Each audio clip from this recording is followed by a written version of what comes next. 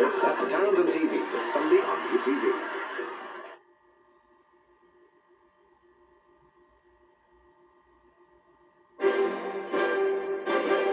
From the studios of ITN, the news and sport with Carol Barnes and Graham Miller. Good evening. Welcome to the programme. The headlines tonight. Paula Jones face-to-face with the President over those sexual harassment claims. Saddam's new call-up as he threatens the West. And in sport, all the speculation's over. Alan Shearer's back in football. President Clinton and the woman accusing him of sexual harassment have faced one another in a lawyer's office almost all day. The President was giving secret testimony under oath. Paula Jones has brought a lawsuit against Mr. Clinton, but he insists he doesn't even remember meeting her. Our Washington correspondent James Mates reports. Fully 6 hours after it drove in this morning, the President's limousine finally pulled away from his lawyer's office. For almost an entire day, Bill Clinton had been answering questions under oath. It was a short drive back to the White House. Throughout those 6 hours, he'd been forced to sit across the table from his accuser, Paula Jones. She'd wanted, as she put it, to look him in the eye while he denied her allegations. Back in 1991, he exposed himself and asked her for sexual favours. This morning's media frenzy around Paula Jones was exactly what the White House had been dreading. She was getting her day in the spotlight. Back off, come on! She's been accused of trying to humiliate the most powerful man on earth. If that is her motivation, she's having some success.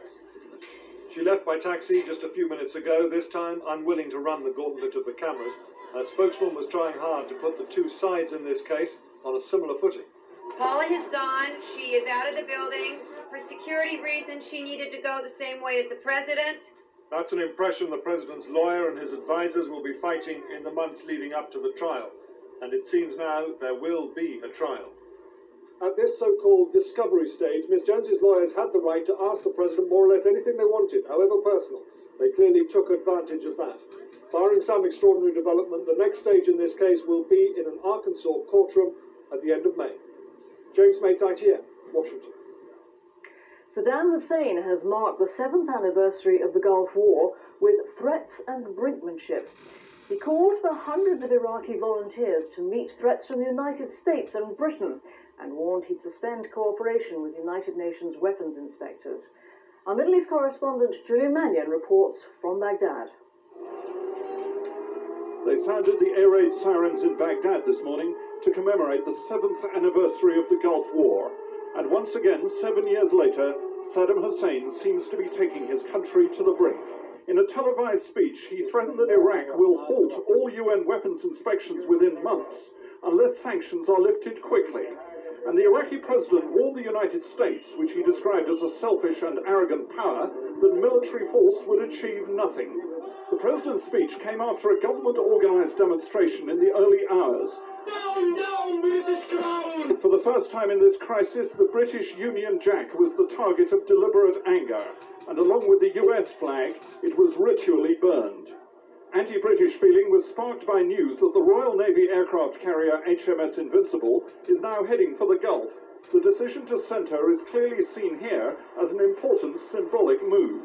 Meanwhile, the chief UN weapons inspector Richard Butler is on his way to Baghdad for talks due to start on Monday.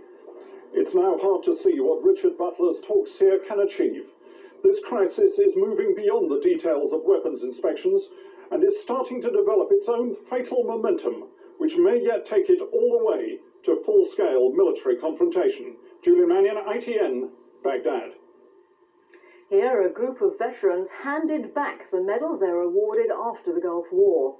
More than 40 ex-servicemen and women made their protest at the Ministry of Defence. They're angry at the government's attitude to Gulf War syndrome. Here's our defence correspondent, Kevin Dunn. They are sick, disappointed and disillusioned.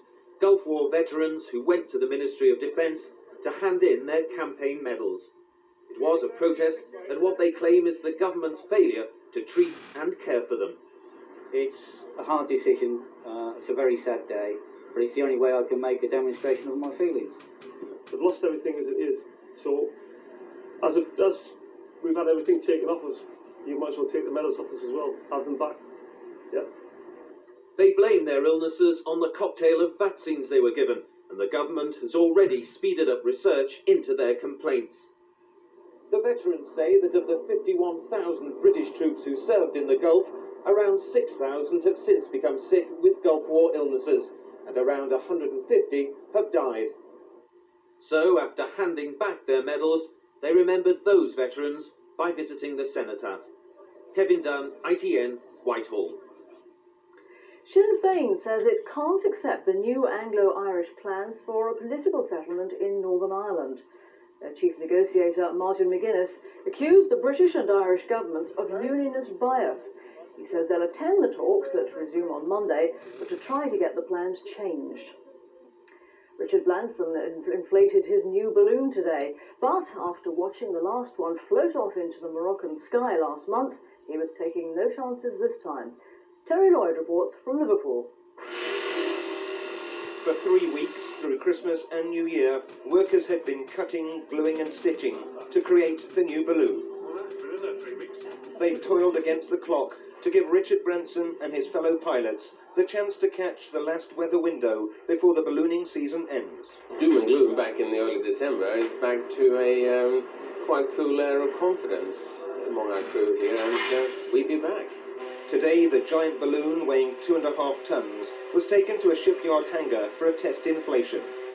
Last month, Virgin's original balloon broke free from its moorings on the launch site in Morocco and disappeared over the mountains. You know, we'll do our best to look after it a lot better. We'll do our best to get the whole way around the world, but nothing is guaranteed in this game. The next time they inflate this balloon, it will be in Marrakesh.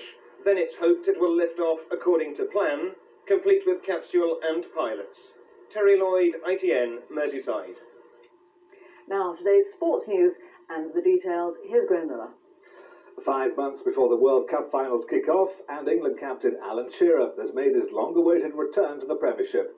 He came off the subs bench late in the second half and even had a hand in Newcastle's last-minute winner against Bolton. Shearer warmed up before kick-off, having missed the last 33 league and cup games for Newcastle. Earlier, Barnes had scored Newcastle's first to record the 200th league and cup goal of his career. Striker of the day, though, was Kevin Gallagher of Blackburn Rovers, who weighed in with a hat-trick against Aston Villa. Gallagher took his tally for the season to 16, as Rovers resumed second spot in the Premiership. Coventry manager Gordon Strachan could be in trouble with the FA after calling referee Steve Lodge an absolute disgrace following his side's 2-2 draw with Arsenal. Strachan was angry when Paul Williams was sent off for a foul on Arsenal's Dennis Bergkamp. Strachan insisted his player made no contact. So at the top of the Premiership, Manchester United's lead has been cut to 5 points by Blackburn. United play their game in hand on Monday. Liverpool are a point behind Chelsea, who play at Everton tomorrow. At the other end, Tottenham avoided slipping to the bottom when they beat West Ham at home.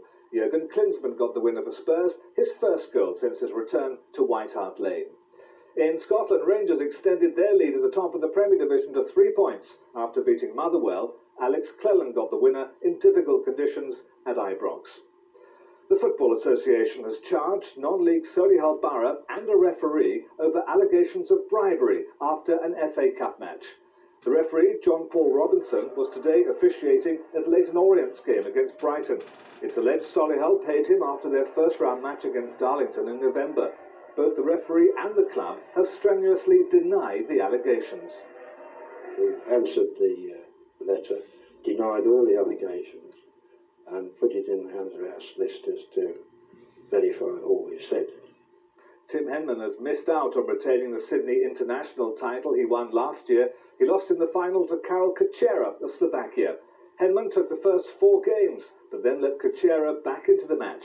He lost his first service game in the second set, then his temper, before losing 7-5, 6-4.